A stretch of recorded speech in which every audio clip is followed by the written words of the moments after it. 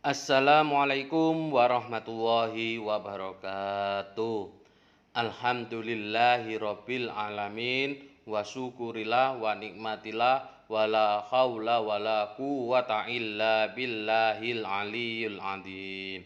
Alhamdulillah kita masih diberi kesempatan oleh Allah Subhanahu wa taala sehingga kita bisa bertemu lagi walaupun tidak secara langsung.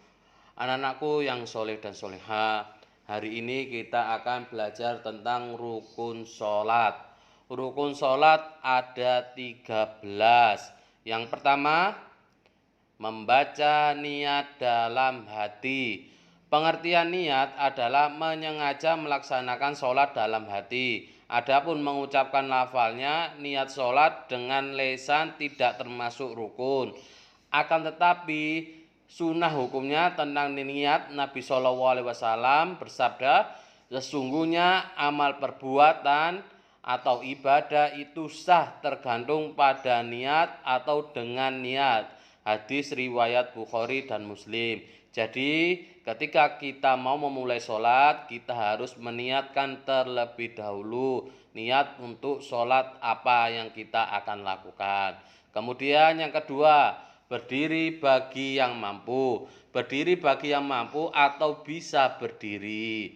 Apabila karena satu dan lain hal ia tidak bisa berdiri, maka boleh sambil duduk. Dan apabila duduk tidak mampu, sholatlah sambil berbaring ke kanan dan menghadap kiblat. Dengan berbaring pun tidak mampu, sholatlah dengan terlentang, sedang kedua kakinya membujur ke arah kiblat.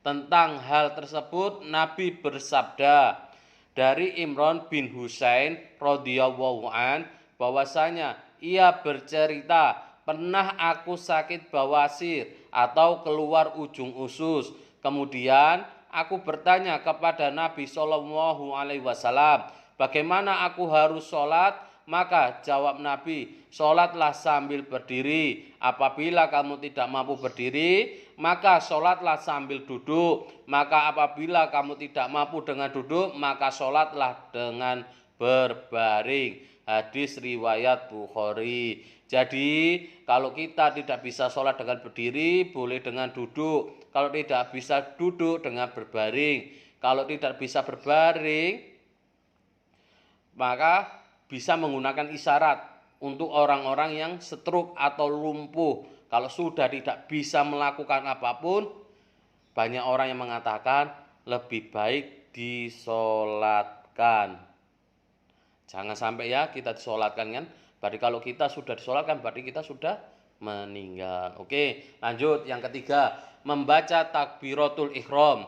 Membaca takbiratul ihram atau takbir yang pertama diucapkan di dalam sholat. Takbiratul ihram artinya takbir yang mengharamkan, yaitu orang yang sholat diharamkan untuk melakukan segala sesuatu yang menyebabkan rusak atau batalnya sholat.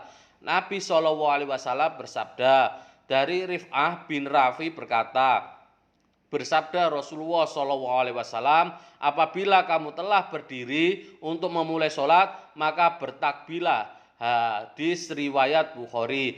Jadi ketika kita sholat tidak boleh ada gerakan lain kecuali gerakan-gerakan sholat. Tidak boleh bersenggol-senggol atau menginjak-injak kaki temannya ketika sholat. Kemudian yang keempat, membaca surat Al-Fatihah.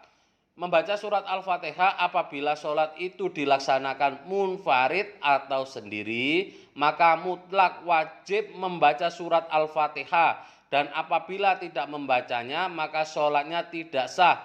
Karena Nabi SAW bersabda dari Ubadah bin Samit radhiyallahu an, Nabi SAW bersabda, tidaklah sholat bagi orang yang sholatnya tidak membaca pembuka kitab surat Al-Fatihah. Hadis riwayat Bukhari dan Muslim. Jadi ketika kita sholat sendiri, ketika membaca surat Al-Fatihah harus wajib dibaca. Beda lagi ketika kita sholat berjamaah. Surat Al-Fatihah kita bisa ikut bacaan dari imam. Kemudian yang kelima, rukuk dan tumak ninah. Ruku membungkukkan badannya ke depan sehingga punggung nampak rata atau lurus dengan kepala dan berhenti atau tenang sebentar. Tumak nina. Hal tersebut sesuai dengan sabda Nabi yang berbunyi dari Abi Hurairah radhiyallahu an tentang sifat sholat. Ia berkata, bersabda Rasulullah Shallallahu Alaihi Wasallam, kemudian rukuklah kamu sehingga kamu tumak nina dan ruku. Hadis riwayat Bukhari dan Muslim. Kemudian yang keenam, iktidal dan tumak nina. Iktidal dan tumak nina atau bangun berdiri terus lurus setelah selesai ruku dalam berhenti tenang sebentar, tumak nina. Hal tersebut sesuai dengan sabda Nabi yang berbunyi dari Abu Hurairah radhiyallahu an perihal sifat sholat. Ia berkata, bersabda Rasulullah Shallallahu Alaihi Wasallam, kemudian bangkitlah sehingga kamu tegak berdiri. Hadis riwayat Bukhari dan Muslim. Jadi ketika selesai ruku kita berdiri iktidal, tidak langsung ke posisi sujud, tapi setelah membaca doa kita berhenti sejenak kemudian melakukan sujud. Kemudian ketujuh, sujud dan tumak ninah. Sujud dan tumak ninah, hal tersebut sesuai dengan firman Allah dalam Al-Quran surat Al-Hajj ayat 77. Hai orang-orang yang beriman, rukuklah kamu, sujudlah kamu, sembahlah Tuhanmu, dan perbuatlah kebajikan supaya kamu mendapat kemenangan.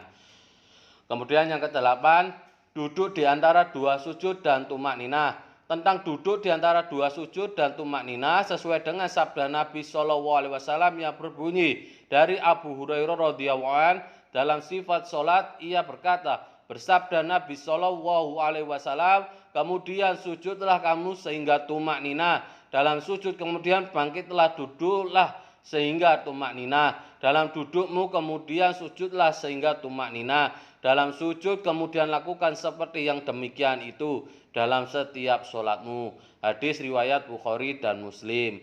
Kemudian yang kesembilan, duduk tasyahud akhir.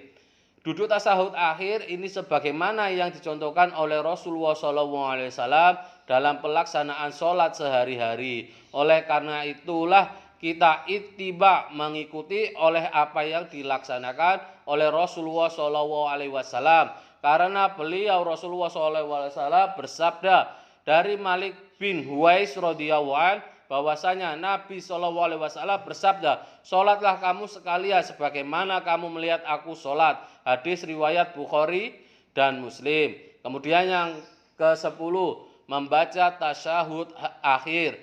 Hal tersebut ittiba kepada Nabi sebagai hadis yang diriwayatkan oleh Al-Bukhari dan Muslim. Ibnu Mas'ud Shallallahu Alaihi Wasallam berkata, Rasulullah mengajariku tasyahud dalam keadaan telapak tanganku berada di antara dua telapak tangan beliau, sebagaimana beliau mengajariku surat Al-Quran. Hadis riwayat Al-Bukhari dan Muslim. Kemudian yang 11, membaca sholawat atas Nabi. Membaca sholawat atas Nabi dalam hal ini kita ittiba kepada Nabi SAW karena beliau melaksanakan membaca sholat ketika beliau melaksanakan sholat.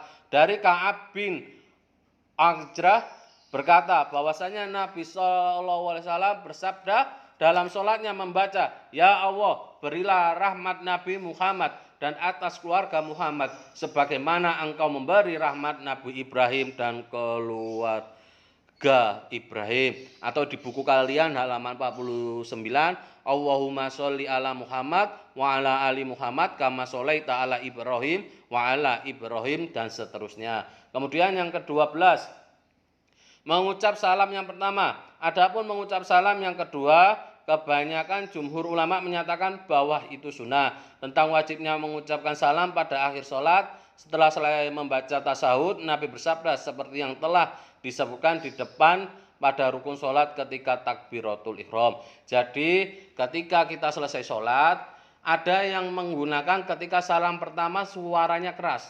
Assalamualaikum warahmatullahi wabarakatuh. Kemudian salam kedua agak pelan atau tidak terdengar. Kemudian yang terakhir, tertib, mendahulukan sesuatu yang seharusnya didahulukan dan mengemudikan yang seharusnya dikemudiankan. beraturan sesuai dengan ketentuan yang telah ditentukan dalam sholat, baik yang berupa perbuatan maupun ucapan. Yang demikian itu semata-mata hanya mengikuti apa yang telah dikerjakan atau dicontohkan oleh Nabi Muhammad SAW. Jadi anak-anakku yang soleh dan soleha, dalam melaksanakan sholat kita harus mengikuti 13 rukun ini. Mulai dari awal sampai akhir tidak boleh ada yang ditambahi maupun dikurangi. Contoh, dalam sujud itu ada 2 kali, kalian hanya melakukan 1 kali. Ataupun ketika kalian datang sholat terlambat langsung takbir tanpa membaca takbir Allahu Akbar, langsung takbir atau langsung ikut ruku, itu tidak termasuk rukun sholat. Oke anak-anakku yang soleh dan soleha, itu saja yang dari Pak Wildam. Ya, tetap semangat, tetap istiqomah, dijaga sholatnya, jangan lupa berdoa, jangan lupa banyak-banyakin beristighfar memohon ampunan kepada Allah. Karena Allah tidak menguji suatu hambanya agar hambanya bertaubat.